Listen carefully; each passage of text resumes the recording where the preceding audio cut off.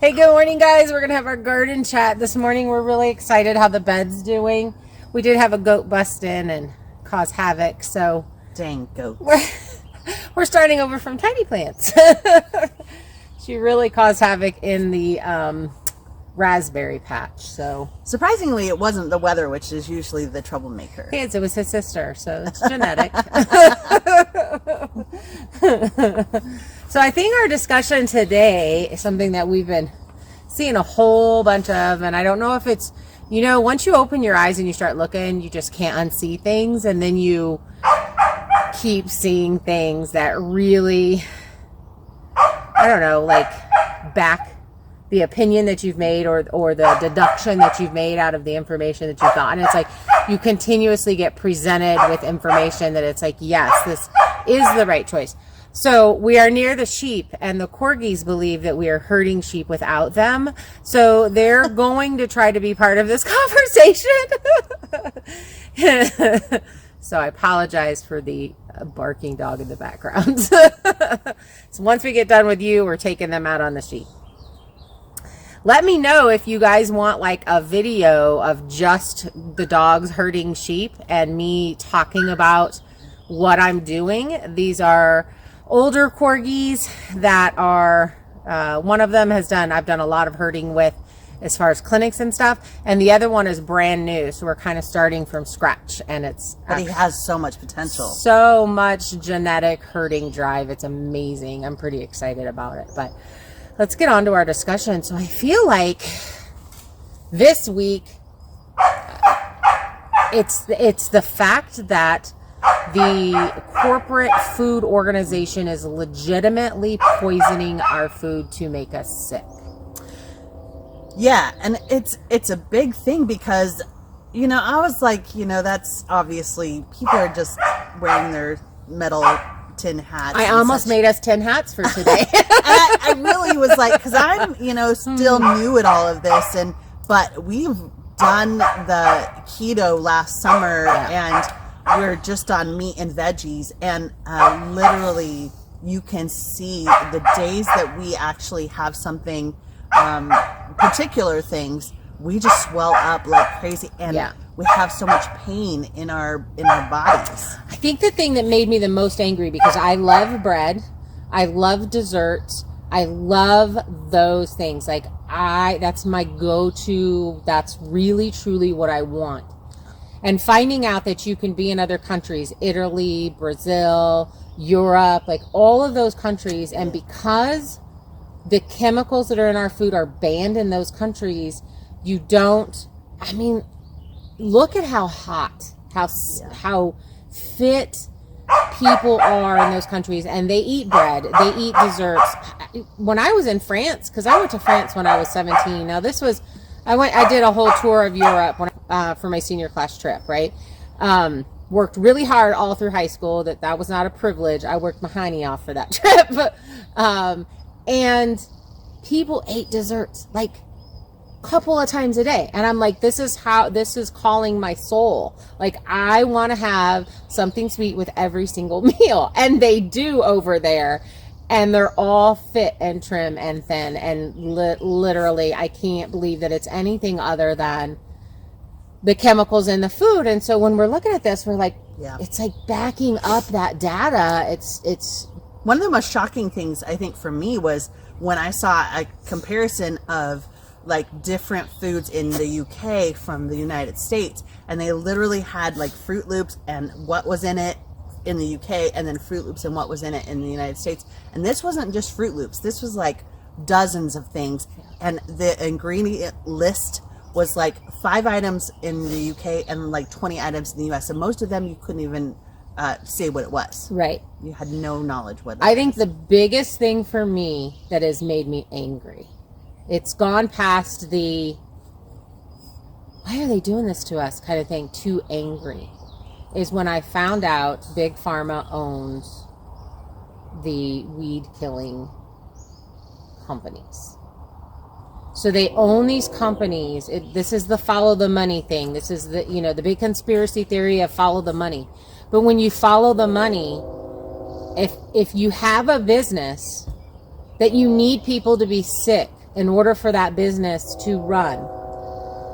And then you start putting your money into this other business that then gets people sick to push them to that's following the money. That's what that's about. And that made me so angry, because our government is in the pocket of these companies, and they are pushing through bills that are allowing these things, and it's making us sick. It's making us fat.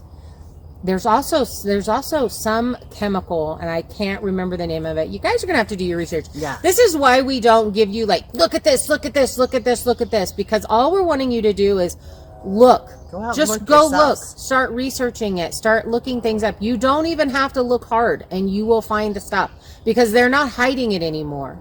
They're not hiding it. It's just out there. And I think the biggest thing is, and I know I didn't just finish my sentence, but now I actually forgot what my sentence was. Happens. Is they've got us by the short hairs, as my mom used to say. What can we do?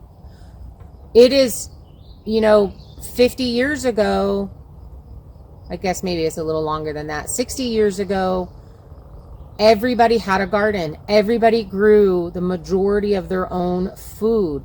And they've taught us that dandelions are bad. They're weeds. They're horrible. You should kill them. You should spray Roundup on them. In fact, the dandelion is on the Roundup container, saying that FYI is owned by Big Pharma.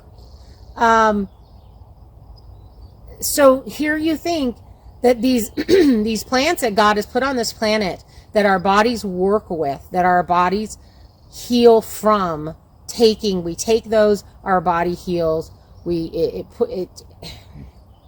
gonna have to do a whole separate video on herbs, because one of the things that I've made a decision to do, and this is that process of what can I do. So most of what I take on a daily basis is magnesium, a multivitamin, folic acid, vitamin D, vitamin B. Those are the things that when I had my blood tested that I was low in. So what plant can I grow that will give me that? right. And I got to thinking, and inflammation. I take something for inflammation. So I have a ton of turmeric. I quit taking it. I don't know why I quit taking it. And we know a lot of the things that you grow in your garden, you get those vitamins, but during the winter when you don't have that, what can you supplement with? Right. So we're working this season on figuring out what we need to grow in our herb garden, because we'll be doing a specific herb garden, actually right over here to the west of this actual garden will be the herb garden. And so what herbs do we want to grow? What things we need? I bought a really cool book that helps you with healing your body through herbs, and what these herbs do and how you harvest them and all that kind of stuff. So that's probably going to be a next season. I'm going to start planning it. I'm going to start obsessing about it and all of those things. And I'll try to get maybe some potted plants. Because, that's what we could do this year. We could buy one herb at the store and get it potted. We have tons of 5-gallon buckets. Priscilla does 5-gallon bucket gardening, and that would be perfect for these herbs to be able to. And I'll put Priscilla's link to her channel in my description. She's a good friend of ours. She's in California, and she grows all of her stuff because she's in a rental. So it turns out, what can you do right now today? And so, even living in the city, you can do some of this stuff. And I look. We drive through town very rarely, but I look at all these yards, and I'm like, there's so much land there to propagate food. There's I think it's the Urban Gardener. I'm not sure. Again, I'll look it up and I'll put the link in the description. But they have a 1/4 acre lot, and they grow over 20,000 pounds of food. Everybody did that. They feed their entire family, Yeah. not only just the husband and wife, but I think their parents are involved. So it feeds 3 families. Plus they sell things because they have abundance. That's amazing. And they put things away. So they feed themselves the entire year. They have chickens. I think they have quail. I know they have bees. You know, so they've got their honey, they've got their stuff, and that's on a regular lot in town. So you can do it. And just imagine how great it would be if everybody did it, or a majority did. Yeah. Yeah. Well, the thing of it is if everybody in the residential areas that had that property did that, then the people that have to live in more of the city, in apartments, in those things, they could come buy from you. Yeah. So there is that need to have that abundance in the city. And that's going to be super important in the future. Well, for sure. there are very, very smart people out there that track these things, but there is going to be an economic collapse. It's going to happen. People are waking up, people are seeing what's going on, and you know, you can either join, you know, the cult of the crazies over here who are saying they're, you know, we've got our tinfoil hats on, and all of these conspiracy theories have come true. So at some point you have to look at the data, you have to look at the information, and you have to make a decision for yourself and for your family. And, you know, one thing, growing stuff is such a joy. It's so much fun to come out here every single morning, check the dirt, see if it's damp, because if it's damp, then I don't water. And, you know, I think you can see our watering tanks. We set those up, and we're going to be doing a big soaker hose thing, and realizing I only need to water every 3 days, or if the ground is dry, you know. So taking back our own personal power is my belief, because they can't control you if they can't control your food, and they can't control your housing. One of the biggest, scariest things to me that I read earlier was that they are doing those 15-minute communities where everything that you need is in that 15-minute radius, which sounds so amazing. It does sound It's amazing. like, man, I could walk to the grocery, I can walk, but they can lock you down. Yeah. They can, because they're doing this currency thing, they can then say, you can't spend your money outside that 15-minute community. We're not going to let you. That's control. They're controlling you. That is scary. So even though in the hands of good people, that would be a wonderful thing. But unfortunately, you don't have to salute me. We're out of the military. That's the wrong hands. You should know that. I do. I got a little serious there. I have to cut it with some humor. Guys, if you go back and you look at like pictures from the 70s, everybody's thin, everybody's fit, everybody was like growing their food, or it was small town grocery stores, you know, no fast foods. Yeah. Another thing that got me is, and this I did not realize until I think it was maybe last night, I came across this information. This is where I say, when you start looking, you will come across this information. And sometimes people will put some stuff out there and it may not be true, but other times when you start actually looking, you'll see, wow, there is truth to that. Is that Big Pharma, when it started becoming a thing, like everybody treated stuff with herbs. Everybody treated, you know, your great grandmas would say, oh, you're not feeling well, put a slice of onion on the bottom of your foot and it will pull stuff out. That really does work. Put garlic on the bottom of your feet for other things. I mean, there's like all this stuff, but I did not know that Big Pharma did like a whole thing to start outlining and teaching people that herbs can't heal you. When these big companies are doing everything that they can to squash what's natural, what's God-given, smaller companies, mom and pop shops, you got to look at that. Why are they doing that? If the herbs didn't work, they wouldn't have to do that in order to be what they are. So again, research, guys. Don't just take our word on it or other people that have posted things on Facebook. Start looking into those things that you hear and research for yourself. Yeah. They're even doing things with like, you can't sell certain foods from your own gardens or from your own farms. Yeah. Unless you're FDA certified. Exactly.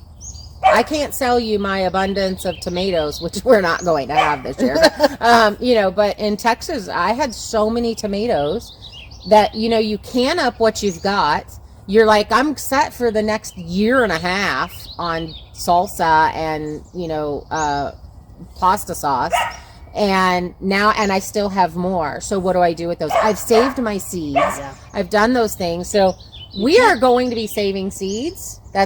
So here's what we are going to actively be doing. We're going to research the vitamins that I'm taking and the stuff that I'm taking, and what herbs can replace those pills. Number one, that's going to go. We're going to, if one plant, if I just have one plant in a container, getting it, because I can set those up inside here and protect them. We don't have a protected space over there yet where the goats can still get and the rabbits that are loose can still get. So if I can do that, that's number one. We're going to save the seeds of the things that we have, that we've planted this year, so that we can then plant next year, as long as they do well. We're going to be doing this. So those are two of the things. And we're going to continue to research on what best serves us personally in our lives. We're all different. Someone else may need to grow one herb that I don't need. And so, doing that kind of thing. So saving those, drying things out, trying to at least have enough that we have overflow for winter. We have 7 months of winter here. And we know the things that we dealt with last winter was the seasonal depression. Yeah. Lack of vitamins. Which was proven with a blood test. Yes. Deficiency in a lot of different vitamins. And there was a lady that I watched, and she actually made a multivitamin drink out of a couple of herbs that she soaked all night long, and then she drank that every day. So she just had those herbs, she soaked them, and made a tea out of it, and it gave her, and that's where I was like, what? Daily allowance. That if that's all I need to do, and I don't have to try to swallow this handful of vitamin pills, that's basically all I take. In order for my body to function, and it will function better. And all of the things, there's so many things that are anti-inflammatory that are natural, instead of taking ibuprofen and that kind of stuff. I would challenge you guys to go a couple days on just like meat and veggies, right? Yeah. Totally meat and veggies, and take a before picture, take an after picture, and you'll see the amount of inflammation that the food that we're eating is putting into your face, even just in your face. Yeah. With us being on YouTube and videotaping every day, you can literally see a difference on the days that we have like a church potluck, let's say. Yeah. Or the boys are here and we order a pizza. Right. And not just that, but you sleep better when you're not eating that stuff. Yeah. You feel better. You feel less pain throughout your body. Yeah. And we're in a unique situation here right now. I think we all have unique situations, but for this time in our lives, we're building, we're DIY, we're off grid. We have to run the generator to refreeze the freezer every day. So there's specific things that are happening, that are going on right now in our lives, that make this probably the most difficult time to do it. It was so much easier to just run down and grab a burger from fast food and then get back up here and get to work. Right. But when you eat food and you get so sleepy and you have to take a nap, it's not a need or want to take a nap, it's have to take a nap, because you're now lethargic because you ate. The coolest thing when we were doing keto last summer was when we would eat something and you'd get this burst of energy. It was amazing. Afterwards. Just a really low carb yogurt. Yeah. Like very low sugar in that yogurt. Yes. Greek yogurt. It was crazy. And so my Splenda, my stevia plant, that I keep wanting to call Splenda, it's not Splenda. The stevia plant, which is the sugar bush, I was reading about harvesting it and how you do it and how you preserve it and stuff for wintertime. And someone had said, oh, well, when you dry it out and you do that kind of stuff, it turns white. No, they're bleaching that so that it is white, so that it looks like sugar. When you dehydrate this, it stays green. It's still green, and it's still a green powder, but it is very sweet. It is Splenda. It's just doesn't have bleach in it. And I take that and I'm like, man, it's awfully bitter, but that's probably because it's so processed. Yeah. Because they bleached it out. Yeah. I bet that's what you're super sensitive to. And because I grew up on diet soda, diet stuff, my body has adjusted to it. My taste buds, not my body, my taste buds have adjusted to that taste. Right. So to me, it's not awful. But if I switch brands of low calorie sweetener is when I taste it. Right. Like, and I drank a diet Dr. Pepper the other day. And man, I have always loved me some Diet Dr. Pepper. I don't want to throw them under the bus, but it tasted like I was licking the inside of a can. And this was not canned soda. This was in the plastic bottle. Yeah. There's just too much information available to us now to not say that it's time to go back to us growing our own food, taking control of it. The only thing we can control right now is ourselves. Right. When we go vote, we can research each candidate and see what have they voted for. Are they willing to work with their constituents? Are they willing to say, hey, I've had hundreds of thousands of people call in and say, don't bleach stevia. Right? Are they willing to take that? That's what you're looking for. I don't care how you vote, but you want to make sure that your person's going to do that for you.